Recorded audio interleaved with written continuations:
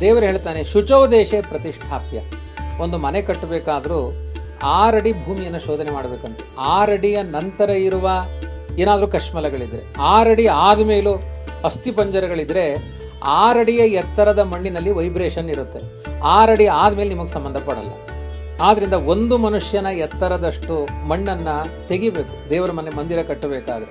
ಅದು ಶುಚಿ ಪ್ರದೇಶ. ಆ 6 ಅಡಿ ಒಳಗಡೆಗೆ ಏನಾದರೂ ಕಶ್ಮಲಗಳು ಬೇಡವಾದ ಸಂಗತಿಗಳು ಬಂತು ಅಂದರೆ ಆ ಜಾಗ ಬಿಡಬೇಕು. ಆದ್ದರಿಂದ ಭೂಮಿ ಶೋಧನೆ ಮಾಡಬೇಕು.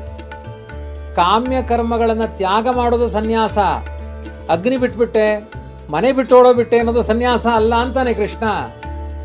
ಎಲ್ಲೇ ಇದ್ರೂ ಅಂದರೆ ಒಬ್ಬ ಸನ್ಯಾಸಿ ಆಗಲಿ, ಗೃಹಸ್ಥ ಆಗಲಿ, ಬ್ರಹ್ಮಚಾರಿ ಆಗಲಿ, ಮಾನವ ಸಾಮಾನ್ಯನ ಧರ್ಮ ಏನು ಅಂದರೆ ದೇವರ ಪೂಜಾರೂಪವಾದ ಋಣಿ ಮಹೇತೆ ಪರಿತೋಷಣಾಯ. ದೇವರೇ ನಿನ್ನ ಪ್ರೀತಿಗಾಗಿ ಕರ್ಮಗಳನ್ನು ಮಾಡ್ತೀನಿ ಅಂತ ಎಚ್ಚರ ಇರಲಿ ಹೊರತು ನಿಮ್ಮ ಆಕಾಂಕ್ಷೆಗಳಿಂದ ನೀವು ಯಾವ ವೇಷಗಳನ್ನು ಹಾಕಿಕೊಂಡ್ರು ಭಾವಗಳ ಶುದ್ಧಿ ಆಗದೆ ವೇಷಕ್ಕೆ ಬೆಲೆ ಇಲ್ಲ.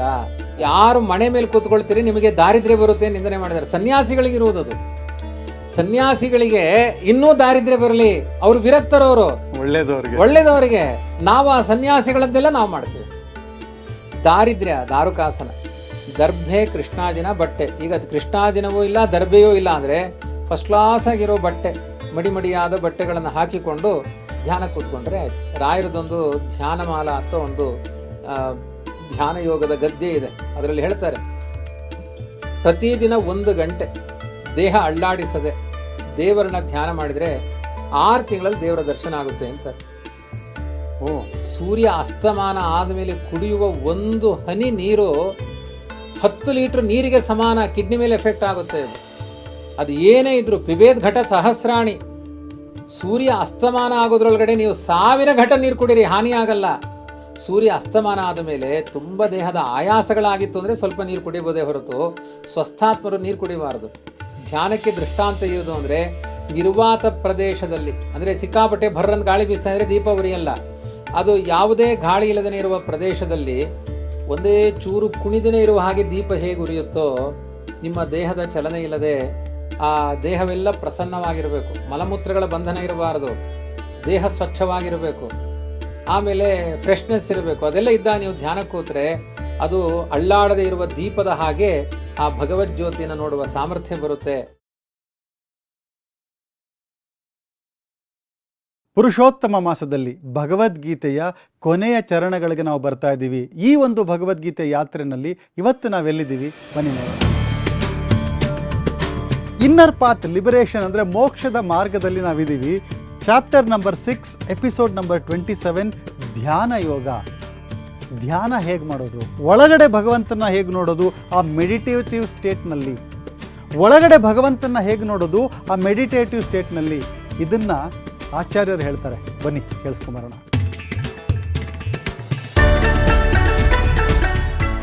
ಹರಿ ಓಂ. ವೇದಿಕ್ ವೆಲ್ನೆಸ್ನ ಎಲ್ಲ ವೀಕ್ಷಕರಿಗೆ ಇವತ್ತಿನ ಈ ಭಗವದ್ಗೀತೆಯ ಉಪಾಸನೆಗೆ, ಭಗವದ್ಗೀತೆಯ ಚಿಂತನೆಗೆ ಸ್ವಾಗತ.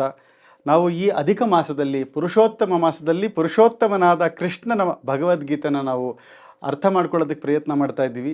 ಆಚಾರ್ಯ ಸುಸ್ವಾಗತ ಇವತ್ತಿನ ಪಾಡ್ಕಾಸ್ಟ್ಗೆ. ಕೃಷ್ಣ ಹೇಳೋ ಧ್ಯಾನ ಅದು ಬೇರೆ ಮಟ್ಟದಲ್ಲೇ ಇದೆ. ಆ ಧ್ಯಾನದ ಬಗ್ಗೆ ನಮಗೆ ತಿಳಿಸ್ಕೊಡ್ಬೇಕು. ಅದೇ ಕೃಷ್ಣ ಅನಾಶ್ರಿತ ಕರ್ಮಫಲಂ ಕಾರ್ಯಂ ಕರ್ಮ ಕರೋತಿ ಯಃ ಸಸನ್ಯಾಸಿ ಚ ಯೋಗಿ ಚ ನ ನಿರಗ್ನಿ ನ ಚಾಕ್ರಿಯ ಅಂತ ತುಂಬ ಚೆನ್ನಾಗಿ ಹೇಳ್ತಾನೆ. ಕರ್ಮ ಯಾರು ಸನ್ಯಾಸಿಗಳು, ಯಾರು ಕರ್ಮಯೋಗಿಗಳು, ಎಲ್ಲ ಒಟ್ಟು ಸಾಧಕರು ಯಾರು ಅಂತ. ಅನಾಶ್ರಿತ ಕರ್ಮಫಲಂ ಕಾರ್ಯಂ ಕರ್ಮ ಕರೋತಿಯ ಈ ಮೊದಲಿಂದ ಹೇಳ್ತಾ ಇದ್ದಾನೆ. ಅದನ್ನೇ ಸ್ಪಷ್ಟ ದೃಢವಾಗಿ ಹೇಳ್ತಾ ಇದ್ದಾನೆ. 10 ಬಾರಿ ಹೇಳಿದಾಗ ಅವನ ವಿಷಯ ಸ್ಪಷ್ಟ ಅಂತ ಅರ್ಥ. ಈ ಕರ್ತವ್ಯಗಳು ಅವನು ಪೂಜಾರೂಪವಾಗಿ ಮಾಡಬೇಕು, ಫಲದ ಆಕಾಂಕ್ಷೆಯಿಂದ ಮಾಡಬಾರ್ದು. ನನ್ನ ಹತ್ತಿರ ಒಬ್ಬರು ಮಧ್ಯುಜಯ ಪಾಠಕ್ಕೆ ಬರ್ತಿದ್ರು, ಆಮೇಲೆ ಬರಲೇ ಇಲ್ಲ ಅವರು. ನಾನು ಹೇಳಿದೆ, ಆಚಾರ್ಯ ನೀವು 2 ಅಧ್ಯಾಯ ಮುಗಿಸಿದಾಗ ಒಂದು ಬೇರೆ ಕೆಲಸ ಸಿಕ್ತು, 4 ಅಧ್ಯಾಯ ಸರ್ಗ ನೀವು ಮಧ್ಯುಜಯ ಪಾಠ ಮಾಡಿದ ಮೇಲೆ ಇನ್ಕ್ರಿಮೆಂಟ್ ಎಲ್ಲ ಸಿಕ್ತು, ನನ್ನ ಜೀವನಕ್ಕೆ ಎಷ್ಟು ಬೇಕೋ ಅಷ್ಟು ಸಿಕ್ಕಾಯ್ತು, ಇನ್ಯಾಕೆ ಬರಲಿ ಅಂತ ಹೇಳಿದ್ರು ಅವರು. ಆದ್ದರಿಂದ ನಮಗೆ ಯಾವುದು ಸಿಗಬೇಕು ಅದು ಸಿಕ್ಕ ಮೇಲೆ ಇದು ಬೇಡ, ಆಯಿತಾ, ದೇವರು ಬೇಡ, ಧರ್ಮವೂ ಬೇಡ, ಎಲ್ಲ ನಮಗೆ ಲೋಕದ ಫಲಕ್ಕಾಗಿ ಇವುಗಳು ಬೇಡ ಅಂತಾನೆ ಕೃಷ್ಣ. ನೀವು ಕರ್ಮದ ಅಂದರೆ ನೀವು 4 ಸರ್ಗ ಕೇಳೋದ್ರೊಳಗಡೆ ಇಷ್ಟೊಂದು ಸಿಕ್ಕಿದೆ ಅಂತಂದರೆ ಇನ್ನು ಪೂರ್ತಿ ಪೂರ್ತಿ ಕೇಳಿದರೆ ಎಂಥ ಪುರುಷಾರ್ಥ ಸಾಧನ. ವಿಷ್ಣು ತೀರ್ಥರು, ಮಾದನೂರು ವಿಷ್ಣು ತೀರ್ಥರು ಮಧ್ವವಿಜಯ ಗ್ರಂಥ ಹಿಡ್ಕೊಂಡು ಪಾರಾಯಣ ಮಾಡ್ತಾ ಇದ್ರಂತೆ. ಶಿಷ್ಯರೆಲ್ಲ ಬಡತನ ಆವತ್ತಿನ ಕಾಲದಲ್ಲಿ ಅವ್ರು ಪಾರಾಯಣ ಮಾಡಬೇಕಾದ್ರೆ ಅವ್ರ ಮನೆ ಬುಡದಲ್ಲಿ ಒಂದು ಕಬ್ಬಿಣದ ತುಂಡು ಹಾಕಿರ್ತಿದ್ರಂತೆ. 16 ಸರ್ಗ ಮುಗಿಯೋದ್ರೊಳಗಡೆ ಅದು ಬಂಗಾರದ ತುಂಡು ಆಗಿರ್ತಾ ಇತ್ತಂತೆ. ಎಲ್ಲ ಸಮೃದ್ಧಿಯಿಂದ ಬದುಕ್ತಾ ಇದ್ದಾರೆ. ಒಂದಿನ ವಿಷ್ಣು ತೀರ್ಥರು ಕೇಳಿದ್ರು, ಅಲ್ಲಯ್ಯ ಏನು ತಂದು ಹಾಕಲ್ಲ, ನಾನು ಒಳ್ಳೆ ಮಹಾರಥಿಕರ ಥರ ಒಳ್ಳೆ ದಷ್ಟಪುಷ್ಟವಾಗಿದ್ದೀರಲ್ಲ, ಏನು ರಹಸ್ಯ?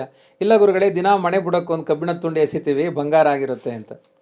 ಅದಕ್ಕೆ ಹೇಳಿದರು ವಿಷ್ಣು ತೀರ್ಥರು, ನಾಳೆಯಿಂದ ಹಂಗೆ ಮಾಡಬೇಡಿ, ಇದು ಮೋಕ್ಷ ಕೊಡುವ ಗ್ರಂಥ, ಅದನ್ನು ಲೋಕದ ಫಲಕ್ಕೆ ಬಳಸ್ಕೊಳ್ಬೇಡಿ. ಎಂತೆಂಥ ಯೋಗಿಗಳು, ಎಂತೆಂಥ ತಪಶಕ್ತಿ. ಕೃಷ್ಣ ಹೇಳ್ತಾನೆ, ಅವನು ನಿಜವಾಗಿ ಸಸನ್ಯಾಸಿ ಚ ಯೋಗಿ ಚ ನ ನಿರಗ್ನಿ ನ ಚ ಅಕ್ರಿಯ. ನಿರಗ್ನಿ ಅಂದರೆ ಸನ್ಯಾಸಿಗಳು ಅಂತ ಅರ್ಥ. ಅವರಿಗೆ ಅಗ್ನಿಯ ಸಂಸ್ಕಾರ ಇಲ್ಲ, ಆಯಿತಾ. ಇನ್ನು ಕರ್ಮಯೋಗಿ ಅವರೆಲ್ಲ ಯಾರು ನಿಜವಾದ ಯೋಗಿಗಳು ಅಂದರೆ, ಕರ್ಮಫಲಂ ಅನಾಶ್ರಿತ್ಯ ಕರ್ಮ ಕರೋತಿಯ.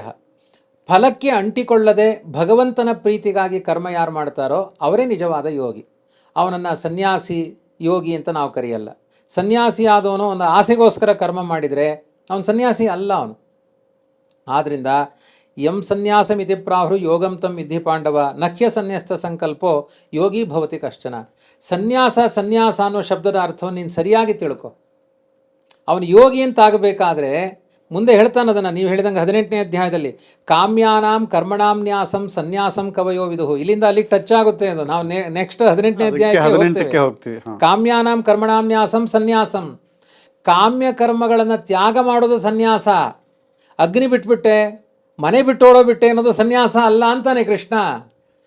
ಎಲ್ಲೇ ಇದ್ದರೂ ಅಂದರೆ ಒಬ್ಬ ಸನ್ಯಾಸಿ ಆಗಲಿ, ಗೃಹಸ್ಥ ಆಗಲಿ, ಬ್ರಹ್ಮಚಾರಿ ಆಗಲಿ, ಮಾನವ ಸಾಮಾನ್ಯನ ಧರ್ಮ ಏನು ಅಂದರೆ ದೇವರ ಪೂಜಾರೂಪವಾದ ಋಣಿ ಮಹೇತೆ ಪರಿತೋಷಣಾಯ.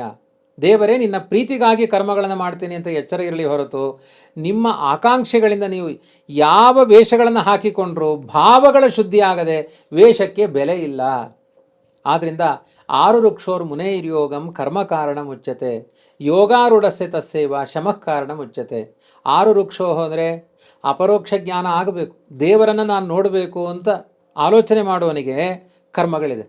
ಅಂದರೆ ದೇವರ ಅಪರೋಕ್ಷ ಜ್ಞಾನ ಆಗೋ ತನಕ ಅವನು ವಿಹಿತವಾದ ಕರ್ಮಾನುಷ್ಠ ಎಲ್ಲ ದೇವರ ಪೂಜೆ ಅಂತ ಮಾಡ್ತಾ ಇರಬೇಕು. ಅಪರೋಕ್ಷ ಜ್ಞಾನ ಯೋಗಾರೂಢಸ್ಯ ತಸ್ಸೇವ ಶಮಃ ಕಾರಣ ಉಚ್ಯತೆ. ಶಮೋ ಮನಿಷ್ಠತಾ ಬುದ್ಧಿ. ಅವನು ಧ್ಯಾನ ಯೋಗಿ ಆದರೆ ಸಾಕು. ಕರ್ಮಯೋಗ ಅನ್ನೋದು ಎಲ್ಲರಿಗೂ ಇದೆ. ಈಗ ಸನ್ಯಾಸಿಗಳಿಗೂ ಕೂಡ ಅಗ್ನಿ ಇಲ್ಲ ಅಂದರೂ ಕೂಡ ಅವರು ಏನೇನೋ ಜಗತ್ತಿನ ಕರ್ತವ್ಯಗಳನ್ನು ಮಾಡಬೇಕು, ಎಲ್ಲ ಮಾಡಲೇಬೇಕು ಅವರು. ನಾನಾ ಜನಸ್ಯ ಶುಶ್ರೂಷಾ ಕರ್ಮಾಕ್ಯ ಕರವನ್ಮಿತೆ. ಇದೇ ಪ್ರಸಂಗದಲ್ಲಿ ಮಧ್ವಾಚಾರ್ಯ ಕಾಮೆಂಟ್ರಿ ಬರೀತಾರೆ. ಸನ್ಯಾಸ ತೊಗೊಂಡ್ಬಿಟ್ಟಿದ್ದೀನಿ, ನನಗೆ ಯಾರ್ದು ಸಂಬಂಧ ಇಲ್ಲ ಅಂತ ಹೇಳಬೇಡ. ಸಾವಿರಾರು ಜನರ ಕಷ್ಟದಲ್ಲಿದ್ದವರ ಸೇವೆ ಮಾಡಬೇಕು ನೀನು. ಅದು ಅಪರೋಕ್ಷ ಜ್ಞಾನಕ್ಕೆ ಕಾರಣ ಅಂತ ಹೇಳ್ತಾರೆ. ಇದನ್ನು ನಮ್ಮ ಗುರುಗಳು ವಿಶ್ವೇಶತೀರ್ಥರು ಯಾವಾಗಲೂ ಹೇಳ್ತಾ ಇದ್ರು. ಈ ವಾಕ್ಯ ಅವರಿಂದಲೇ ಫೇಮಸ್ ಆಗಿದ್ದು. 1000 ಜನರ ಕಣ್ಣೀರು ಒರೆಸಿ ದೇವರು ಒಲಿತಾನೆ ನಿಮಗೆ. ಇದು ಈ ಪ್ರಕರಣದಲ್ಲೇ ಹೇಳಿದ್ದು, ಮಧ್ವಾಚಾರ್ಯ ಹೇಳಿದ್ದು, ವಿಶ್ವಗುರುಗಳು ಹೇಳಿದ ಸಂದೇಶ. ಸಾವಿರಾರು ಜನರ ಸೇವೆಯಲ್ಲಿ ನಿಮ್ಮನ್ನು ತೊಡಗಿಸಿಕೊಳ್ಳಿ. ಅದು ಜಗತ್ತಿಗೆ, ಸರ್ಕಾರಕ್ಕೆ ಕಡ್ಡಾಯ.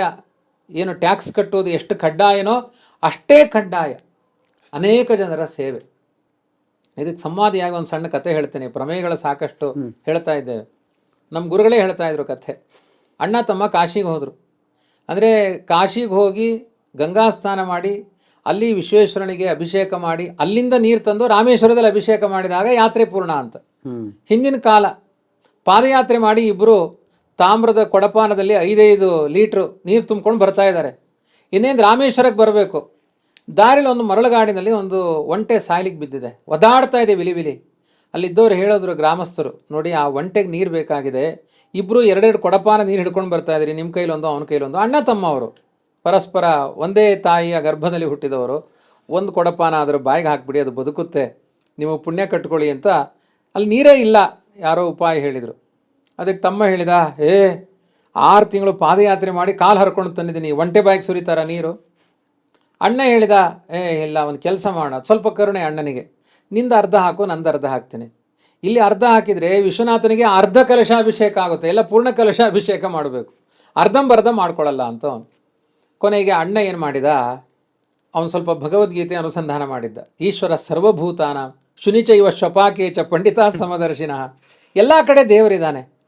ಆ ರಾಮೇಶ್ವರದಲ್ಲಿ ಲಿಂಗದಲ್ಲಿರುವಂತಹ ವಿಶ್ವನಾಥ ಈ ಆ ಆ ಒಂಟೆಯ ದೇಹದಲ್ಲೂ ಇದ್ದಾನೆ ಅಂತ ಯಾಕೆ ಚಿಂತನೆ ಮಾಡಬಾರದು ಅಂತ ಹೇಳಿ ಸರ್ವಾತ್ಮ ಪ್ರಿಯತಾಂ ಹರಿಹಿ ಅಂತ ತಾನು ತಂದ ಎಲ್ಲ ನೀರನ್ನು ಆ ಒಂಟೆಯ ಬಾಯಿಗೆ ಹಾಕಿದ.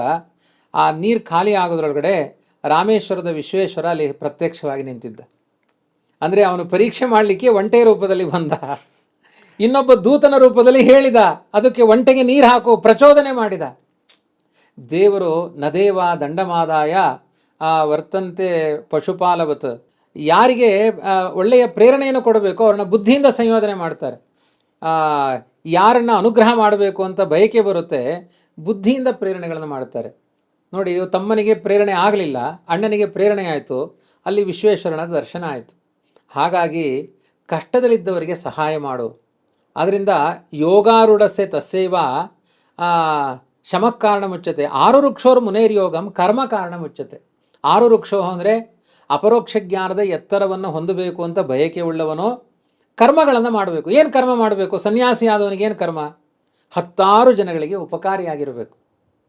ಇವತ್ತು ವಿಶ್ವೇಶತೀರ್ಥರು ಪೂರ್ಣಪ್ರಜ್ಞೆ ವಿದ್ಯಾಪೀಠ ಅಂತ ಮಾಡಿದರು.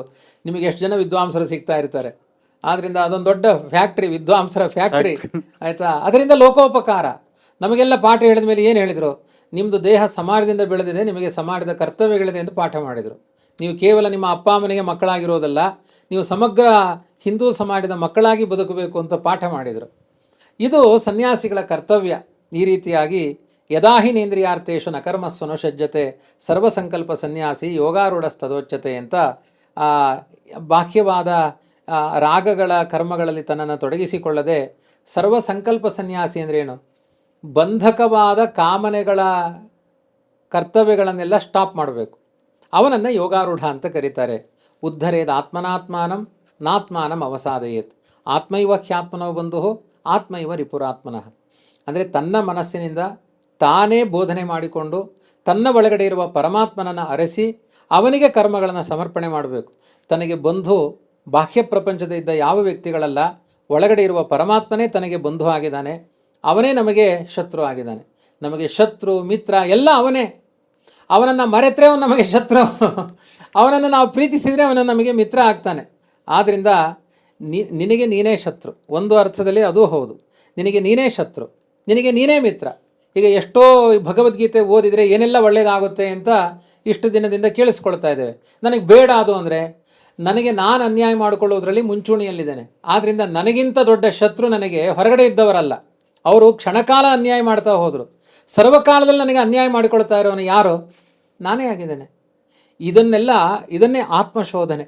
ತನ್ನ ಬಗ್ಗೆ ತಾನು ಮನವ ಶೋಧಿಸಬೇಕು ನಿಚ್ಚ ದಿನ ದಿನ ಮಾಡುವ ಪಾಪ ಪುಣ್ಯದ ವೆಚ್ಚ ಅಂತ.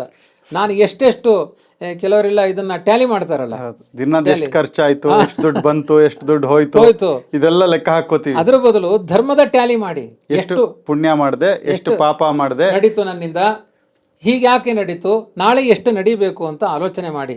ಜ್ಞಾನ ವಿಜ್ಞಾನ ತೃಪ್ತಾತ್ಮ ಅಂತಾನೆ.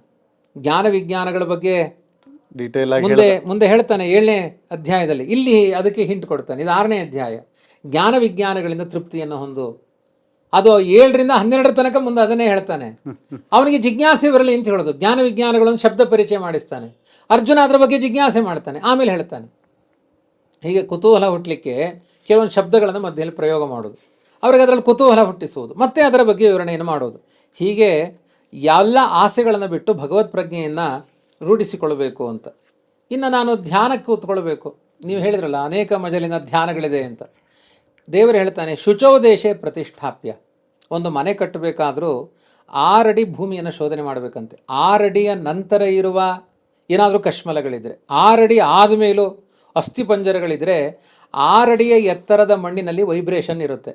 6 ಅಡಿ ಆದಮೇಲೆ ನಿಮಗೆ ಸಂಬಂಧಪಡಲ್ಲ. ಆದ್ದರಿಂದ ಒಂದು ಮನುಷ್ಯನ ಎತ್ತರದಷ್ಟು ಮಣ್ಣನ್ನು ತೆಗಿಬೇಕು ದೇವರ ಮಂದಿರ ಕಟ್ಟಬೇಕಾದ್ರೆ. ಅದು ಶುಚಿ ಪ್ರದೇಶ. ಆ 6 ಅಡಿ ಒಳಗಡೆಗೆ ಏನಾದರೂ ಕಶ್ಮಲಗಳು ಬೇಡವಾದ ಸಂಗತಿಗಳು ಬಂತು ಅಂದರೆ ಆ ಜಾಗ ಬಿಡಬೇಕು. ಆದ್ದರಿಂದ ಭೂಮಿ ಶೋಧನೆ ಮಾಡಬೇಕು. ಶುಚೌ ದೇಶ ಅಂದರೆ ಒಂದು ನಾವು ಕುಳಿತುಕೊಳ್ಳುವ ದೇವರ ಮನೆಯ ವಾಸ್ತು ಸರಿ ಇದೆಯಾ ಅಂದರೆ 6 ಅಡಿ ಮಣ್ಣನ್ನು ತೆಗೆದು ಶುದ್ಧವಾದ ಮಣ್ಣನ್ನು ಹಾಕಿದ್ದೇವಾ ಒಮ್ಮೆ ಪರೀಕ್ಷೆ ಮಾಡಿಕೊಳ್ಬೇಕು. ಯಾಕೆಂದರೆ ಇವತ್ತು ಯಾವ ಜಾಗದಲ್ಲಿ ಮನೆಗಳ ನಿರ್ಮಾಣ ಆಗುತ್ತೆ ಗೊತ್ತಿಲ್ಲ. ಹಾಗಾಗಿ ಒಂದು ಅರ್ಥ. ಅಥವಾ ಶುಚಿಯಾದ ಪ್ರದೇಶ ಅಂದರೆ ತೀರ್ಥಕ್ಷೇತ್ರಗಳು ಅಂತ ಅರ್ಥ. ಶುಚಿಯಾದ ಪ್ರದೇಶ ಅಂದರೆ ಗೋಮಯದಿಂದ ಲಿಪ್ತವಾದ ಪ್ರದೇಶ. ಇದಕ್ಕೆ ತುಂಬ ವ್ಯಾಪಕವಾದ ಅರ್ಥ ಚಿಂತನೆ ಮಾಡ್ಬೋದು. ಸ್ಥಿರವಾದ ಆಸನ ಇರಬೇಕು. ಸ್ಥಿರವಾದ ಆಸನ ಅಂದರೆ ಯಾವುದು? ಸ್ವಸ್ತಿಕಾಸನ ಆಗ್ಬೋದು, ವೀರಾಸನ ಆಗ್ಬೋದು, ಅರ್ಧ ವೀರಾಸನ ಅಂತ ಇದೆ, ವೀರಾಸನ ಅಂತ ಇದೆ, ಪದ್ಮಾಸನ ಅಂತ ಇದೆ, ಸ್ವಸ್ತಿಕಾಸನ ಇದೆ. ಯಾವುದಾದ್ರೂ ಒಂದು ಆಸನ ಸ್ಥಿರವಾಗಿ ಇರಬೇಕು. ಅಂದರೆ ಒಂದು ಬಾರಿ ಕುಳಿತರೆ ಅಳ್ಳಾಡಬಾರ್ದು ದೇಹ. ದೇಹ ಅಳ್ಳಾಡಿದರೆ ದೀಪ ಅಳ್ಳಾಡಿದಂತೆ ಅದು. ಆ ಆತ್ಮ ಅಳ್ಳಾಡಿಬಿಡುತ್ತೆ. ಆತ್ಮ ಅಳ್ಳಾಡದೇ ಇರುವ ಹಾಗೆ ನಾತ್ಯುಚ್ಛಿತಂ ನಾತಿ ನೀಚಂ. ತುಂಬ ಎತ್ತರದ ಪೀಠ ಬೇಡ. ಅದಕ್ಕೆ ನಾನು ತಮಾಷೆಗೆ ಹೇಳೋದುಂಟು, ತುಂಬ ಎತ್ತರದಲ್ಲಿ ಯಾಕೆ ಕೂತ್ಕೊಳ್ಬೇಡಿ ಅಂದರೆ ಧ್ಯಾನ ಮಾಡ್ಬೇಕಾದ್ರೆ ತೂಕಡಿಗೆ ಬಂದರೆ ಬಿದ್ದರೆ ತಲೆ ಒಡೆದೋಗುತ್ತೆ. ತುಂಬ ಎತ್ತರ ಬೇಡ. ನಾತಿ ನೀಚಂ, ತುಂಬ ನೆಲದ ಮೇಲೂ ಕೂತ್ಕೊಳ್ಬೇಡಿ. ಸ್ವಲ್ಪ ಎತ್ತರದ ಮನೆಯಲ್ಲಿ ಕೂತ್ಕೊಳ್ಳಿ. ಚೈಲಾಜಿನ ಕುಶೋತ್ತರಂ, ಅದಕ್ಕೆ ಹೇಳ್ತಾನೆ ಯಾವುದು ಅಂತ. ಮೇಲೆ ಒಂದು ಬಟ್ಟೆ ಹಾಕ್ಕೊಳ್ಬೇಕು. ಆಮೇಲೆ ಅಜಿನ, ಇವತ್ತು ಬ್ಯಾನ್ ಮಾಡಿದ್ದಾರೆ, ಕೃಷ್ಣಾಜಿನ ಅಂತಲೇ ಅರ್ಥ, ಅದನ್ನು ಈಗ ಉಪಯೋಗಿಸೋ ಹಾಗಿಲ್ಲ. ಆಮೇಲೆ ಕುಶ, ದರ್ಭೆ, ಅಂದರೆ ಕೆಳಗಡೆ ದರ್ಭೆ ಇರಬೇಕು, ಅದರ ಮೇಲೆ ಕೃಷ್ಣಾಜಿನ ಇರಬೇಕು, ಅದರ ಮೇಲೆ ಬಟ್ಟೆ ಹಾಕ್ಕೊಳ್ಬೇಕು. ಫಸ್ಟ್ ಕ್ಲಾಸಾಗಿರುತ್ತೆ ಅದು, ನಿದ್ರೆನೇ ಬರುತ್ತೆ ಅದು. ಒಂದು ಧ್ಯಾನ, ಒಂದು ನಿದ್ರೆ, ಆ ಥರ ಒಳ್ಳೆ ಹಿತವಾಗಿರಬೇಕು. ಅಂದರೆ ನಮ್ಮ ಆಸನಕ್ಕೆ ಪ್ರತಿಬಂಧಕವಾಗುವ, ಈಗ ಮಣೆ ಮೇಲೆ ಕೂತ್ಕೊಂಡ್ಬಿಡ್ತೇವೆ, ದಾರಿದ್ರ್ಯಂ ದಾರುಕಾಸನೆ ಅಂತ. ಯಾರು ಮಣೆ ಮೇಲೆ ಕೂತ್ಕೊಳ್ತೀರಿ ನಿಮಗೆ ದಾರಿದ್ರ್ಯ ಬರುತ್ತೆ ನಿಂದನೆ ಮಾಡಿದ್ದಾರೆ. ಸನ್ಯಾಸಿಗಳಿಗಿರುವುದದು. ಸನ್ಯಾಸಿಗಳಿಗೆ ಇನ್ನೂ ದಾರಿದ್ರ್ಯ ಬರಲಿ, ಅವರು ವಿರಕ್ತರವರು, ಒಳ್ಳೇದವರಿಗೆ. ನಾವು ಆ ಸನ್ಯಾಸಿಗಳದ್ದೆಲ್ಲ ನಾವು ಮಾಡ್ತೇವೆ. ದಾರಿದ್ರ್ಯ ದಾರುಕಾಸನ, ದರ್ಭೆ ಕೃಷ್ಣಾಜಿನ, ಬಟ್ಟೆ. ಈಗ ಅದು ಕೃಷ್ಣಾಜಿನವೂ ಇಲ್ಲ ದರ್ಭೆಯೂ ಇಲ್ಲ ಅಂದರೆ ಫಸ್ಟ್ ಕ್ಲಾಸಾಗಿರೋ ಬಟ್ಟೆ, ಮಡಿಯಾದ ಬಟ್ಟೆಗಳನ್ನು ಹಾಕಿಕೊಂಡು ಧ್ಯಾನ ಕೂತ್ಕೊಂಡ್ರೆ ಆಯಿತು. ಆಯಿತಾ? ಅದಕ್ಕೆ ಬರೀ ಮನೆಯಲ್ಲಿ ಕೂತ್ಕೊಳ್ಬಾರ್ದು ಅಂತ ಅದಕ್ಕೆ ಬೆಳ್ಳಿಯ ಹೂಗಳನ್ನೆಲ್ಲ ಜೋಡಿಸಿ ಆದರೂ ಕೂತ್ಕೊಳ್ಳಿ ಅಂತ ಹೇಳಿದ್ದಾರೆ ಕನಿಷ್ಠ ಪಕ್ಷ. ಅಂತೂ ಈ ರೀತಿಯಾದ ಆಸನವನ್ನು ಕಲ್ಪಿಸಿಕೊಂಡು ತತ್ರೈಕಾಗ್ರಂ ಮನಃಕೃತ್ವ ಯಥಚಿತ್ತೇಂದ್ರಿಯ ಕ್ರಿಯ ಉಪವಿಶ್ಯಾಸನೆ ಯುಂಜಾತ್ ಯೋಗಮಾತ್ಮ ವಿಶುದ್ಧಯೇ. ಇಲ್ಲಿ ತನ್ನ ಮನಸ್ಸನ್ನು ನಿಗ್ರಹ ಮಾಡಿಕೊಂಡು ಪ್ರಾಣಾಯಾಮಗಳನ್ನೆಲ್ಲ ಮಾಡಿಕೊಂಡು ಕೂತ್ಕೊಳ್ಬೇಕು. ಹೇಗೆ ಕೂತ್ಕೊಳ್ಬೇಕು ಅಂದರೆ ಸಮಂ ಕಾಯ ಶಿರೋಗ್ರೀವ. ಕಾಯ ಅಂದರೆ ಈ ದೇಹ, ಕುತ್ತಿಗೆ, ಆಮೇಲೆ ಶಿರ, ತಲೆ, ಇದು ಎಲ್ಲವೂ ಸಮಾನವಾಗಿರಬೇಕು. ಅಂದರೆ ಸ್ಟ್ರೈಟಾಗಿ ಕೂತ್ಕೊಳ್ಬೇಕು. ಮೂಗಿನ ಮೇಲೆ ನೀರು ಹಾಕಿದರೆ ಎದೆ ಮೇಲೆ ಬೀಳಬೇಕು. ನಮ್ಮದು ಒಂದು ಅಡಿ ದೂರ ಬಿದ್ದಿರುತ್ತೆ, ಅಷ್ಟು ಬಗ್ಗಿ ಬಿಟ್ಟಿರುತ್ತೆ. ಅಷ್ಟು ಸ್ಟ್ರೈಟಾಗಿ ಕೂತ್ಕೊಳ್ಬೇಕು. ಆಮೇಲೆ ಧಾರಯನ್ ಅಚಲಂ ಸ್ಥಿರ, ಅಂದರೆ ಅವನು ಅಳ್ಳಾಡಬಾರ್ದು, ಸ್ಥಿರವಾಗಿ ಕೂತಿರಬೇಕು. ಸಂಪ್ರೇಕ್ಷ್ಯ ನಾಸಿಕಾಗ್ರಂ ಸ್ವಂ ಅರ್ಧ ನಿಮೀಲಿತ ನೇತ್ರ ಅಂತ ಹೇಳಿದ್ದಾರೆ. ಮೂಗಿನ ತುದಿ ನೋಡಬೇಕು ಅಂತ ಹೆಂಗೆಂಗೋ ನೋಡ್ಲಿಕ್ಕೆ ಹೋಗಬಾರ್ದು. ಅರ್ಧ ಕಣ್ಣು ಮುಚ್ಚಿದರೆ ಮೂಗಿನ ತುದಿಯೇ ಕಾಣುತ್ತೆ. ಅರ್ಧ ಕಣ್ಣು ಮುಚ್ಚಬೇಕು, ಅವಾಗ ಮೂಗಿನ ತುದಿ ಕಾಣುತ್ತೆ. ಪೂರ್ಣ ಮುಚ್ಚಬಾರ್ದು, ನಿದ್ರೆ ಬರುತ್ತೆ. ಪೂರ್ಣ ತೆಗಿಬಾರ್ದು, ಜಗತ್ತು ಕಾಣುತ್ತೆ. ಅರ್ಧ ಕಣ್ಣನ್ನು ಮುಚ್ಚಬೇಕು. ಹಲ್ಲು ಕಚ್ಚಬಾರ್ದು. ಆಮೇಲೆ ಧ್ಯಾನ ಕೂತಾಗ, ಜಪ ಕೂತಾಗ ಕೆಲವರು ಕೃಷ್ಣ ಸಿಗಬೇಕು ಅಂತ ಕಚ್ಚಿ ಮಾಡ್ತಿರ್ತಾರೆ. ಹಲ್ಲು ಕಚ್ಚಬಾರ್ದು. ದಿಶಶ್ಚ ಅನವಲೋಕಯನ್, ಯಾವುದೇ ಬೀಳಲಿ ತಲೆ ಮೇಲೆ ಏನು ಬಿದ್ದರೂ ಆಚೆ ಈಚೆ ನಾವು ನೋಡ್ಲಿಕ್ಕೆ ಹೋಗಬಾರ್ದು. ಅನವಲೋಕಯನ್ ಪ್ರಶಾಂತಾತ್ಮ, ಅದು ತುಂಬ ಶಾಂತ ಮನಸ್ಕನಾಗಿದ್ದು ವಿಗತ ಭೀಹಿ. ಯಾಕೆಂದರೆ ಅರ್ಧ ಕಣ್ಣು ಮುಚ್ಚಿರ್ತಾನೆ, ಆಚೆ ಈಚೆ ಏನೋ ಬಂತು, ಹಾವು ಬಂತು, ಇದು ಬಂತು, ಭಯ ಬಿಡಬೇಕು, ಎಲ್ಲ ಭಯವನ್ನು ಬಿಡಬೇಕು. ಬ್ರಹ್ಮಚಾರಿ ವ್ರತೆ ಸ್ಥಿತ, ಬ್ರಹ್ಮಚರ್ಯ ವ್ರತದಲ್ಲಿ ಅಂದರೆ ದೇವರಲ್ಲೇ ಆಸಕ್ತನಾಗಿರಬೇಕು. ಮನಸ್ಸಂಯಮ್ಯ, ಮನಸ್ಸನ್ನು ನಿಗ್ರಹಿಸಿಕೊಂಡು ದೇವರನ್ನು ಧ್ಯಾನ ಮಾಡಬೇಕು. ಈ ರೀತಿಯಾಗಿ ನಿರಂತರ ಧ್ಯಾನ ಮಾಡ್ತಾ ಇದ್ದರೆ, ರಾಯರದೊಂದು ಧ್ಯಾನಮಾಲ ಅಂತ ಒಂದು ಧ್ಯಾನ ಯೋಗದ ಗದ್ಯ ಇದೆ. ಅದರಲ್ಲಿ ಹೇಳ್ತಾರೆ, ಪ್ರತಿದಿನ 1 ಗಂಟೆ ದೇಹ ಅಳ್ಳಾಡಿಸದೆ ದೇವರನ್ನ ಧ್ಯಾನ ಮಾಡಿದರೆ 6 ತಿಂಗಳಲ್ಲಿ ದೇವರ ದರ್ಶನ ಆಗುತ್ತೆ ಅಂತಾರೆ. ಅಳ್ಳಾಡಬಾರ್ದು. ನಮ್ಮದು ಹಾಗಲ್ಲ, ಪಾರಾಯಣ ಶುರು ಮಾಡಿದರೆ ದೇಹ ರುಬ್ಬಲಿಕ್ಕೆ ಶುರು ಆಗುತ್ತೆ. ಕೆಳಗಡೆ ಹಿಟ್ಟು ಹಾಕಿದರೆ ರುಬ್ಬಿ ಕೊಟ್ಬಿಡ್ತಾರೆ, ಅಷ್ಟು ದೇಹ ರುಬ್ಬುತ್ತಾ ಇರ್ತಾರೆ. ಈ ನಾವು ಮಾಡುವಾಗ್ಲೇನೆ ಒಂದೊಂದು ಮಂತ್ರಕ್ಕೂ ವಿಶ್ವಾಯ ನಮಃ, ತೈಜಸಾಯ ನಮಃ, ಪ್ರಾಜ್ಞಾಯ ನಮಃ, ಅದು ಅಳ್ಳಾಡಲಿಲ್ಲ ಅಂದರೆ ಮಂತ್ರ ಹೊರಗೆ ಕಕ್ಕಲ್ಲ ಅದು. ಹಾಗೆಲ್ಲ ಮಾಡಬೇಡಿ, ಅಳ್ಳಾಡಿಸ್ಬಾರ್ದು, ದೇಹ ತುಂಬ ಚೇಷ್ಟೆ ಮಾಡಬಾರ್ದು. ನಾತ್ಯ ಈ ಪ್ರಸಂಗದಲ್ಲೇ ಹೇಳ್ತಾನೆ. ಇನ್ನು ಧ್ಯಾನ ಕೈಗೂಡಬೇಕು ಅಂದರೆ ರಾತ್ರಿ 10 ಗಂಟೆಗೆ ಸಿಕ್ಕಾಪಟ್ಟೆ ಏನೇನೋ ತಿಂದು ಒಂದೊಂದು ಘಟಪ್ರಾಯವಾಗಿ ನೀರು ಹಾಲನ್ನೆಲ್ಲ ಕುಡಿದು ಮಲ್ಕೊಂಡ್ರೆ ಬೆಳಿಗ್ಗೆ ನೀವು ಝೀರೋ, ಧ್ಯಾನದಲ್ಲಿ ಝೀರೋ. ಬ್ರಾಹ್ಮಿ ಮುಹೂರ್ತದಲ್ಲಿ ಏಳಬೇಕು. ನೀವು ಮಲಗೋ ಸಮಯ ಯಾವುದು? ಆಹಾರದ ಪದ್ಧತಿಯೇ ಸರಿ ಇಲ್ಲ ನಮ್ಮಲ್ಲಿ.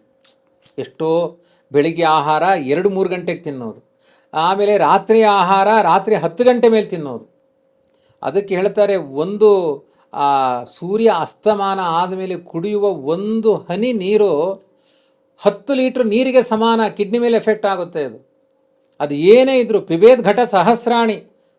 ಸೂರ್ಯ ಅಸ್ತಮಾನ ಆಗೋದ್ರೊಳಗಡೆ ನೀವು 1000 ಘಟ ನೀರು ಕುಡೀರಿ, ಹಾನಿಯಾಗಲ್ಲ. ಸೂರ್ಯ ಅಸ್ತಮಾನ ಆದ ಮೇಲೆ ತುಂಬ ದೇಹದ ಆಯಾಸಗಳಾಗಿತ್ತು ಅಂದರೆ ಸ್ವಲ್ಪ ನೀರು ಕುಡಿಬೋದೇ ಹೊರತು ಸ್ವಸ್ಥಾತ್ಮರು ನೀರು ಕುಡಿಬಾರ್ದು. ನೀರೇ ಕುಡಿಬಾರ್ದು ಅಂದರೆ ಸಿಕ್ಕಾಪಟ್ಟೆ ಇಷ್ಟೆಲ್ಲ ತಿನ್ಬಿಟ್ರೆ. ಅದಕ್ಕೆ ಒಂದು ಕಾಲ ಅಂತ ಇದೆ, ಆ ಸಾಯಂ ಪ್ರಾತರ್ ದ್ವಿಜಾತೀನ ಭೋಜನಂ ಶ್ರುತಿಚೋದಿತಂ ಅಂತ. ಸಂಧ್ಯಾಕಾಲ ಅಸ್ತಮಾನ ಆಗುವ ಕಾಲದಲ್ಲಿ ಆಹಾರ ತಗೊಳ್ಬಾರ್ದು.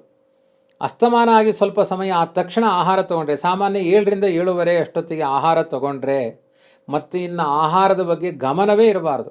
9:00 ಮಲಗಿಬಿಡಬೇಕು, 4 ಗಂಟೆಗೆ ಎದ್ದು ಬಿಡಬೇಕು. ಪುಸ್ತಕದ ಬದನೆಕಾಯಿ ಅಷ್ಟೇ ಇದು, ಯಾರು ಹಂಗೆ ಮಾಡಲ್ಲ. ಅದು ಬೆಂಗಳೂರಿನವ್ರಿಗೆಲ್ಲ ಅದು ಎಲ್ಲ ಚಂದ್ರವಂಶ ಸೂರ್ಯವಂಶದವರು. ಚಂದ್ರೋದಯ ಆದಮೇಲೆ ಮಲಗೋದು, ಸೂರ್ಯೋದಯ ಆದಮೇಲೆ ಏಳೋದು. ಈಗಂತೂ ಆಚಾರ್ಯ ಸಾಮಾನ್ಯವಾಗಿ ಈ ಲೌಕಿಕವಾಗಿ ನೋಡೋದಾದ್ರೆ 1:30-2 ಗಂಟೆವರೆಗೂ ಯಾರೂ ಮಲ್ಕೊಳ್ಳಲ್ಲ ಮನೆಯಲ್ಲಿ.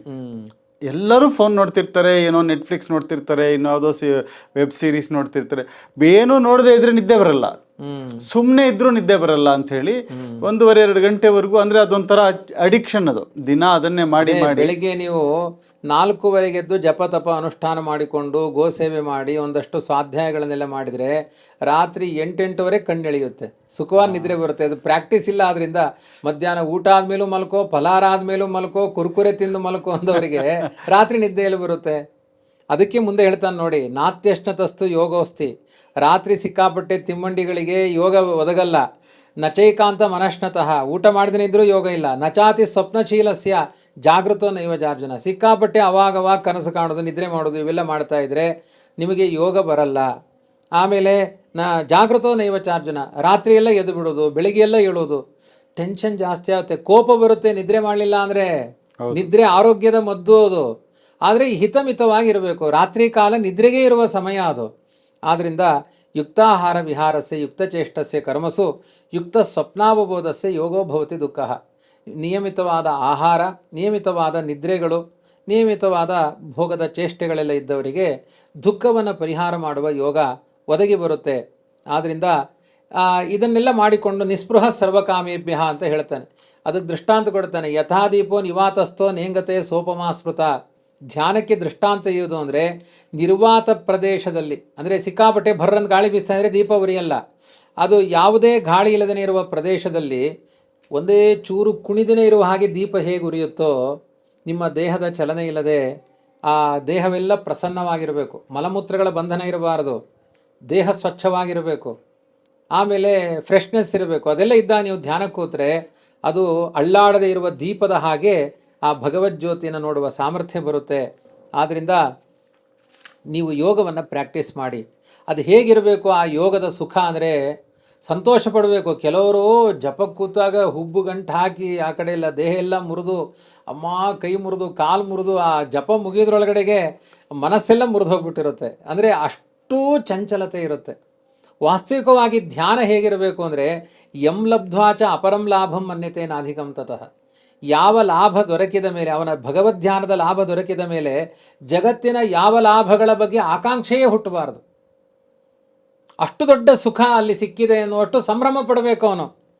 ಎಷ್ಟು ದುಃಖಗಳು ಬಂದರೂ ಅವನದರಿಂದ ಈ ಸುಖ ಎಂಜಾಯ್ ಮಾಡಬೇಕಾದ್ರೆ, ಈ ಮಕರಂದ ಹೀರುವ ದುಂಬಿಗೆ ಹಿಂದ್ಗಡೆಯಿಂದ ಒಂದು ಅರ್ಧ ಕಟ್ಟು ಮಾಡಿದರೂ ಅದನ್ನು ಬಿಡಲ್ಲ. ಅದು ಅಷ್ಟು ಎಂಜಾಯ್ ಮಾಡ್ತಿರುತ್ತೆ. ತನ್ನ ದೇಹ ತುಂಡಾದರೂ ಆ ಮಕರಂದವನ್ನು ಬಿಡಲ್ಲ ಅದು. ಹಾಗೆ ಭಗವಂತನ ಪಾದಾರವಿಂದ ಮಕರಂದದಲ್ಲಿ ಆಸಕ್ತನಾದವನಿಗೆ ಎಷ್ಟು ಜಗತ್ತಿನ ದುಃಖ ದುಮ್ಮಾನಗಳು ಬಂದರೂ ಅದರಿಂದ ವಿಚಲಿತನಾಗಬಾರದು. ಯಾಕೆ ಅಂದರೆ ಅದನ್ನು ಹೇಳ್ತಾರಲ್ಲ, ಪುರಂದರದಾಸರು ಮಾಡಿ ತೋರಿಸಿದರು. ನವಕೋಟಿ ನಾರಾಯಣ ಅದನ್ನೆಲ್ಲ ಬಿಟ್ಟು ಬಂದರು. ಏನು ಪುರಂದರ ಆಮೇಲೆ ಅಯ್ಯೋ ಯಾಕೋ ಬಿಟ್ಟು ಬಂದುಬಿಟ್ಟೆಯಪ್ಪ ಅಂತ ತಲೆ ಕೆರ್ಕೊಳ್ಳಿಲ್ಲ. ಏನು ಹೇಳಿದರು? ನಮ್ಮ ಭಾಗ್ಯ ದೊಡ್ಡದೋ ನಿಮ್ಮ ಭಾಗ್ಯ ದೊಡ್ಡದೋ, ಬನ್ನಿ ನಾವು ನೀವು ಸಾಟಿ ಮಾಡಿ ಅಳತೆ ಮಾಡಿ ನೋಡುವ ಬನ್ನಿ. ನಿಮ್ಮ ಭಾಗ್ಯ ಲಕ್ಷ್ಮೀದೇವಿ, ನಮ್ಮ ಭಾಗ್ಯ ನಾರಾಯಣ. ಅವನು ಪತಿ ಸಿಕ್ಕಿದ್ದಾನೆ. ಕಿಮಲಭ್ಯಂ ಭಗವತಿ ಪ್ರಸನ್ನೆ ಶ್ರೀನಿಕೇತನೆ. ಆದ್ದರಿಂದ ಕೋಟಿ ಕೋಟಿ ಕೋಟಿ ಕೋಟಿ ಅನಂತ ಸಂಪತ್ತು ಸಿಗಬೇಕಾದ್ರೆ ₹1 ಭಿಕ್ಷೆ ಬೇಡಲಿಕ್ಕೆ ಹೋಗ್ತಾ ಇದ್ದೀವಿ ನಾವು. ಅದನ್ನು ಕೊಡ್ಲಿಕ್ಕೆ ಅವನು ರೆಡಿ ಇದ್ದಾನೆ, ತೊಗೊಳ್ಲಿಕ್ಕೆ ನಾವು ರೆಡಿ ಇಲ್ಲ. ನಮ್ಮ ಗುರುಗಳು ಹೇಳ್ತಾ ಇದ್ರು, ಒಬ್ಬ ಬಡವ ಹೋಗಿ ಶ್ರೀಮಂತನ ಹತ್ರ ಬೇಡ್ಲಿಕ್ಕೆ ಹೋದ. ಅವನು ದಾನ ಮಾಡ್ತಾ ಇದ್ದ ಎಲ್ಲರಿಗೂ. ಮಗಳ ಉಪನಯನ ಮದುವೆ ಮಾಡಬೇಕು ಅಂತ ಕೇಳಲಿಕ್ಕೆ ಹೋಗಿದ್ದ. ತುಂಬ ಜನ ಕ್ಯೂನಲ್ಲಿ ನಿಂತಿದ್ರು. ಅವಾಗ ಅವನು ಒಳಗಡೆಯಿಂದ ದೇವರಲ್ಲಿ ಪ್ರಾರ್ಥನೆ ಮಾಡ್ತಾ ಇದ್ದಂತೆ, ಲಕ್ಷ್ಮೀದೇವಿ ಭಗವಂತ ನನಗೆ ಅನುಗ್ರಹ ಮಾಡಿ 10 ಜನಕ್ಕೆ ದಿನ ಸಹಾಯ ಮಾಡ್ತಿದ್ದೆ, ಇವತ್ತು 100 ಜನ ಬಂದ್ಬಿಟ್ಟಿದ್ದಾರೆ. ಅಷ್ಟು ನನ್ನ ಹತ್ರ ಸಂಪತ್ತಿಲ್ಲ, ನನಗೇನಾದರೂ ದಾನ ಮಾಡಿದರೆ ಆ ಬಡಬಗ್ಗರಿಗೆ ಹಂಚುತ್ತೇನೆ. ಈ ಬೇಡ್ಲಿಕ್ಕೆ ಬಂದ ಬ್ರಾಹ್ಮಣ ವಾಪಸ್ ಹೋಗ್ಬಿಟ್ನಂತೆ. ಮರುದಿನ ಅವನು ಕೇಳಿದಂತೆ, ನೀನು ಬಂದಿದ್ದೆ ಅಲ್ವಾ, ಯಾಕೆ ವಾಪಸ್ ಹೋದೆ? ಅಲ್ಲ, ನನಗೆ ನನ್ನ ಒಬ್ಬಳ ಮಗಳ ಮದುವೆ ಮಾಡಲಿಕ್ಕೆ ದಾರಿದ್ರ್ಯ ಇತ್ತು, ನಿನಗೆ 100 ಜನ ಕೊಡಲಿಕ್ಕೆ ದಾರಿದ್ರ್ಯ ಇತ್ತು, ನೀನು ಅವನಲ್ಲೇ ಕೇಳ್ತಿ ಅಂದಾಗ ನಾನು ಅವನಲ್ಲಿ ನಾನೇ ಕೇಳ್ತೇನೆ, ನಿನ್ನ ಹತ್ರ ಯಾಕೆ ಕೇಳಬೇಕು ಅಲ್ವಾ? ನೀನು ಬೇಡಿಯೇ ದಾನ ಮಾಡೋನು ಆದರೆ ಅವನು ಎಲ್ಲರಿಗೂ ಸುಲಭನೋ ಹರೇ, ನಾನು ಅವನ ಹತ್ರ ಹೋಗಿ ಕೇಳ್ತೇನೆ.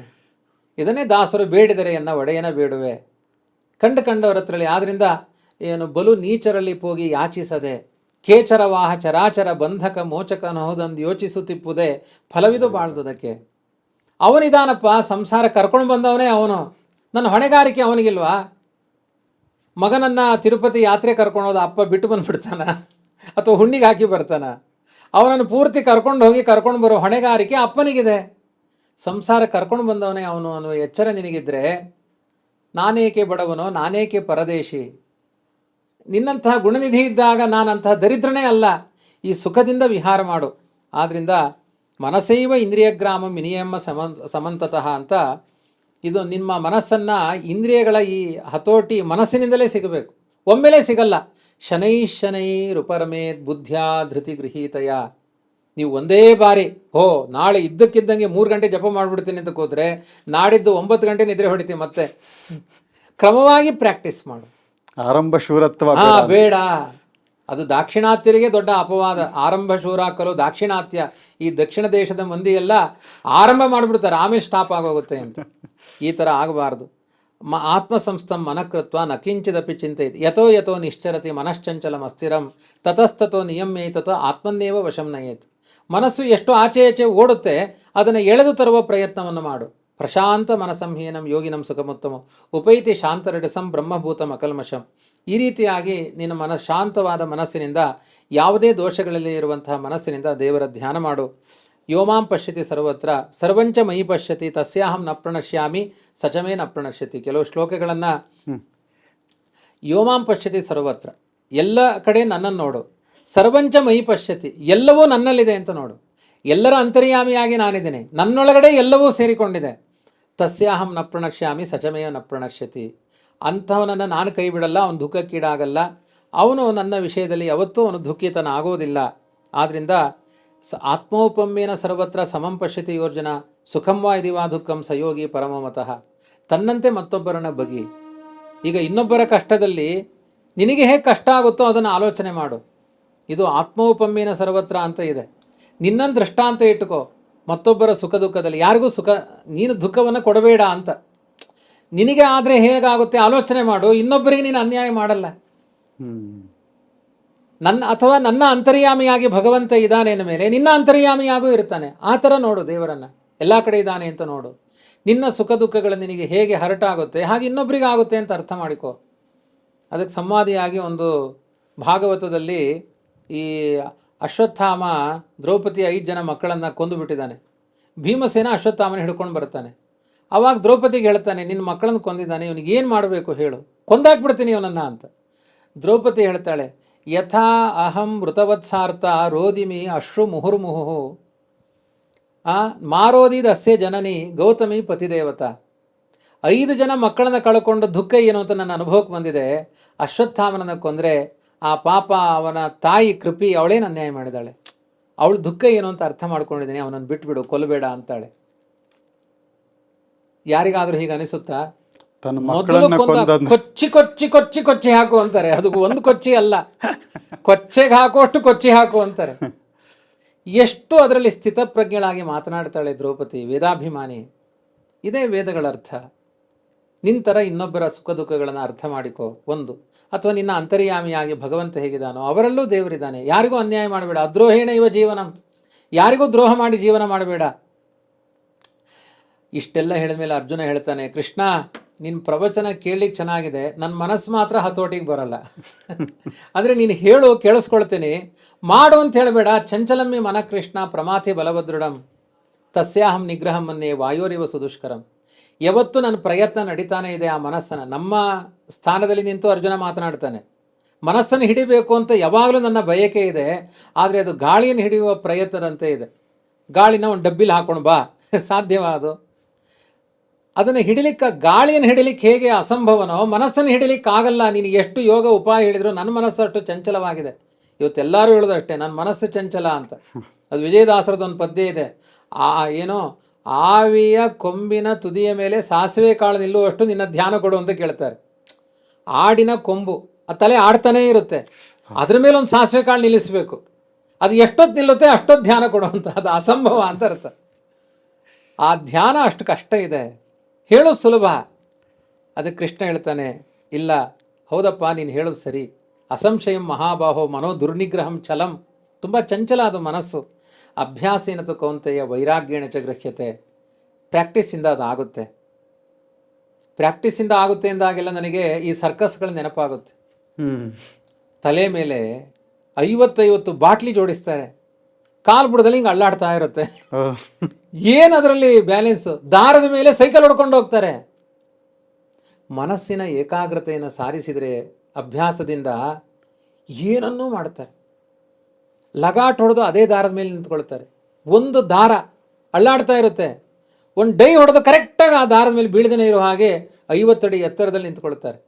ನಮಗೆ ಬಾತ್ರೂಮ್ಗೆ ಹೋಗ್ಬೇಕಾದ್ರೆ ಜಾರಿ ಬೀಳ್ತೀವಿ. ಪ್ರಾಕ್ಟೀಸ್ ಅಭ್ಯಾಸೇನತು ಕೌಂತೆಯ ವೈರಾಗ್ಯೇಣ ಚ ಗೃಹ್ಯತೆ. ವಿಷಯ ವೈರಾಗ್ಯ ಪ್ರಾಕ್ಟೀಸಿಂದ ನಿನ್ನ ಮನಸ್ಸನ್ನು ಹಿಡಿಬೋದು. ಅಸಂಯತಾತ್ಮನ ಯೋಗೋ ದುಷ್ಪ್ರಾಪ ಇತಿ ಮೇ ಮತಿ ವಶ್ಯಾತ್ಮನಾತು ಯತತ. ಆದ್ದರಿಂದ ಯಾರಿಗೆ ಇಂದ್ರಿಯ ನಿಗ್ರಹ ಇಲ್ಲ ಅವರಿಗೆ ಕಷ್ಟ, ಇಂದ್ರಿಯ ಕಂಟ್ರೋಲ್ ಇದ್ದವರಿಗೆ ಖಂಡಿತ ಇದಾಗುತ್ತೆ. ಭಗವದ್ ಮಾರ್ಗದಿಂದ ವಿಮುಖನಾದವನು ಯಾರು ಅಂತ ಕೇಳ್ತಾನೆ. ಇದರಲ್ಲಿ ಸ್ವಲ್ಪ ಮಾಡಿ ನಾವು ಬಿಟ್ಬಿಟ್ರೆ ಏನು ಗತಿ ಅಂತ ಎಲ್ಲ ಹೀಗೆಲ್ಲ ಪ್ರಶ್ನೆ ಕೇಳ್ತಾನೆ. ಸ್ವಲ್ಪ ಪ್ರಾಕ್ಟೀಸ್ ಮಾಡ್ತೀವಿ, ಸ್ವಲ್ಪ ಬಿಟ್ಬಿಡ್ತೀವಿ, ಹೀಗೆಲ್ಲ ಆಗಿಬಿಡುತ್ತೆ ಅಂತ. ಅದಕ್ಕೆ ಹೇಳ್ತಾನೆ, ನಹಿ ಕಲ್ಯಾಣಕೃತ್ ಕಶ್ಚಿತ್ ದುರ್ಗತಿಂ ತಾತ ಗಚ್ಚತಿ. ಸತ್ಕರ್ಮವನ್ನು ಅನುಷ್ಠಾನ ಮಾಡ್ತಾ ಕಚ್ಚಿನ್ನೋ ಭಯ ವಿಭ್ರಷ್ಟ ಚಿನ್ನಾಭ್ರಮಿವ ನಶ್ಯತಿ. ಅವನು ಮೋಡಗಳೆಲ್ಲ ಚದುರಿದ ಮೋಡಗಳಂತೆ ಆಗಿಬಿಡಲ್ವಾ, ಏನೋ ಪ್ರಾಕ್ಟೀಸ್ ಮಾಡ್ತಾನೆ, ಮಧ್ಯದಲ್ಲಿ ನಿಂತೋಗ್ಬಿಡುತ್ತೆ, ಆಮೇಲೆ ಅದರಿಂದ ಏನೂ ಫಲ ಇಲ್ಲ. ಆ ಥರ ಇಲ್ಲ. ವಿಷ್ಣು ಧರ್ಮದಲ್ಲಿ ಆರಂಭ ಮಾತ್ರ ಇಚ್ಛಾವ ವಿಷ್ಣು ಧರ್ಮೇನ ನಿಷ್ಫಲ. ನೀನು ಪ್ರಯತ್ನ ಮಾಡಿದ್ದಕ್ಕೂ ಒಂದು ಫಲ ಇದೆ, ಅದು ಯತತೋಪಿ ಹರೇ ಪರ ಸಂಸ್ಮರಣೆ. ಎಷ್ಟಾಗುತ್ತೋ ಅಷ್ಟು ಮಾಡು. ನಹಿ ಕಲ್ಯಾಣಕೃತ್ ಕಶ್ಚಿತ್ ದುರ್ಗತಿಂ ತಾತ ಗಚ್ಚತಿ. ಒಳ್ಳೆ ಕೆಲಸ ಅಂತ ಮಾಡಿದ ಮೇಲೆ ಸತ್ಕರ್ಮದಿಂದ, ಅದನ್ನು ಹಿಂದೆ ಹೇಳಿದಾನೆ, ನಾಸತೋ ವಿದ್ಯತೆ ಭಾವ ನಾ ಭಾವೋ ವಿದ್ಯತೆ ಸತಃ. ಕೆಟ್ಟ ಕರ್ಮಕ್ಕೆ ಒಳ್ಳೆಯದಾಗಲ್ಲ, ಒಳ್ಳೆಯ ಕರ್ಮಕ್ಕೆ ಕೆಟ್ಟದ್ದಾಗಲ್ಲ. ಆದ್ದರಿಂದ ಕಲ್ಯಾಣ ಕರ್ಮ ಮಾಡಿದ ನಿನಗೆ ಯಾವತ್ತೂ ದುರ್ಗತಿ ಆಗಲ್ಲ. ಅವನು ಒಂದು ವೇಳೆ ಅರ್ಧಂಬರ್ಧ ಆಗಿದ್ದರೂ ಸತ್ಕರ್ಮದ ಫಲದಿಂದ, ಆ ಪುಣ್ಯ ವಿಶೇಷದಿಂದ ಸ್ವರ್ಗಕ್ಕೆ ಹೋಗ್ತಾನೆ. ಆದಮೇಲೆ ಮತ್ತೆ ಯೋಗಭ್ರಷ್ಟನಾಗಿ ಪತನ ಹೊಂದಿದರೂ ಕೂಡ ಕುಲೇ ಭವತಿ ಧೀಮತಾಂ, ಅವನು ಒಳ್ಳೆಯ ಜ್ಞಾನಿಗಳ ಮನೆಯಲ್ಲಿ ಹುಟ್ಟುತ್ತಾನೆ. ಆವಾಗ ಚೆನ್ನಾಗಿ ಪ್ರಾಕ್ಟೀಸ್ ಆಗುತ್ತೆ.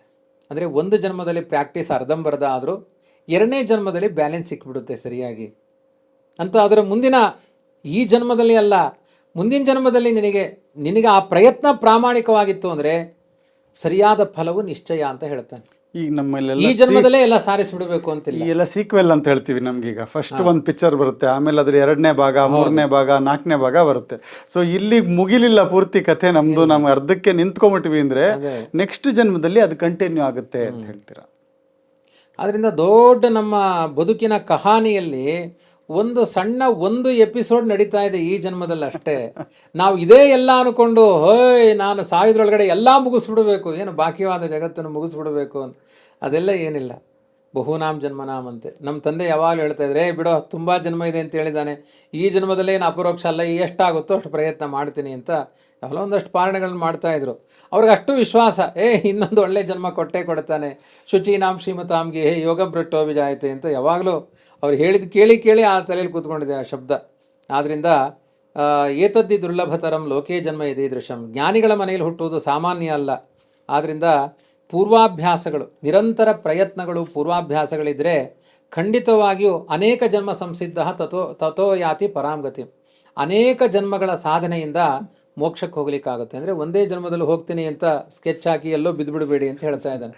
ಅದಕ್ಕೆ ತಪಸ್ವಿಭ್ಯೋ ಅಧಿಕೋ ಯೋಗಿ ಜ್ಞಾನಿಭ್ಯೋಪಿ ಮತೋಧಿಕಃ ಕರ್ಮಿಭ್ಯಶ್ಚಾಧಿಕೋ ಯೋಗಿ ತಸ್ಮಾದ್ ಯೋಗಿ ಭವಾರ್ಜುನ. ಯೋಗಿಯಾಗು ತಪಸ್ವಿಗಳಿಗಿಂತ, ಜ್ಞಾನಿಗಳಿಗಿಂತ ನೀನು ಯೋಗಿ ಆಗು. ಯೋಗಿ ಅಂದರೆ ಏನು? ಕರ್ಮಯೋಗ ಅದನ್ನೇ ಹೇಳ್ಕೊಂಡು ಬಂದಿನಲ್ಲ, ಪ್ರತಿಯೊಂದು ಕರ್ಮಗಳನ್ನು ಭಗವದರ್ಪಣ ಬುದ್ಧಿಯಿಂದ ಮಾಡು.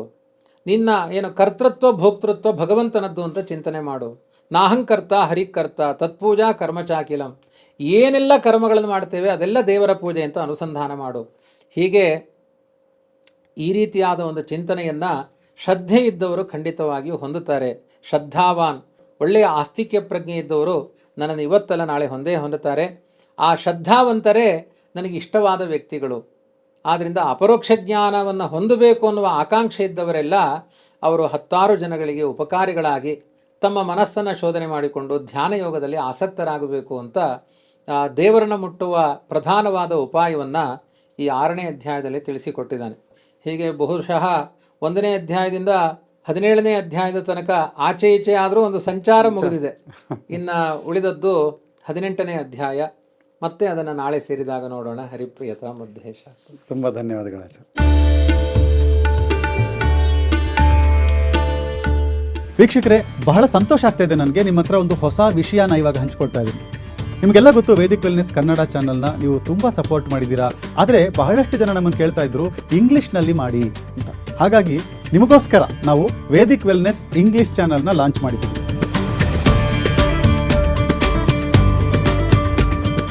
ಈ ಒಂದು ಅಧಿಕ ಮಾಸದಲ್ಲಿ ಈ ಭಗವದ್ಗೀತೆಯ ಸೀರೀಸ್ ಇಂಗ್ಲಿಷ್ನಲ್ಲಿ ಬರ್ತಾ ಇದೆ. ಮತ್ತೆ ಈ ಒಂದು ಇಂಗ್ಲಿಷ್ ಸೀರೀಸ್ನ ನಡೆಸ್ಕೊಡ್ತಾ ಇರುವಂತಹ ಸ್ಕಾಲರ್ ಯಾರು ಗೊತ್ತಾ? ಡಾಕ್ಟರ್ ಪ್ರತೋಷ್ ಆಚಾರ್ಯರು. ಇವರು ಕೇವಲ ಪಂಡಿತರಷ್ಟೇ ಅಲ್ಲ, AI ಸೈಂಟಿಸ್ಟ್ ಕೂಡ. ಇಂಡಿಯನ್ ಇನ್ಸ್ಟಿಟ್ಯೂಟ್ ಆಫ್ ಸೈನ್ಸ್ ಅಲ್ಲಿ ಕರೆಂಟ್ಲಿ ರಿಸರ್ಚ್ ವಿಭಾಗದಲ್ಲಿ ಕೆಲಸ ಮಾಡ್ತಿದ್ದಾರೆ. ಮತ್ತೆ ಉದ್ಧಾಮ ಪಂಡಿತರು ಕೂಡ. So don't miss this English series of Bhagavad Gita that we have just started. Especially for those who cannot follow Kannada to the last word, there is an opportunity now, and you can understand Bhagavad Gita in English from an eminent scholar and a scientist. The video link is there in the description. Don't miss. Share this with all those who are looking for a valuable content on Bhagavad Gita in English which can touch their hearts.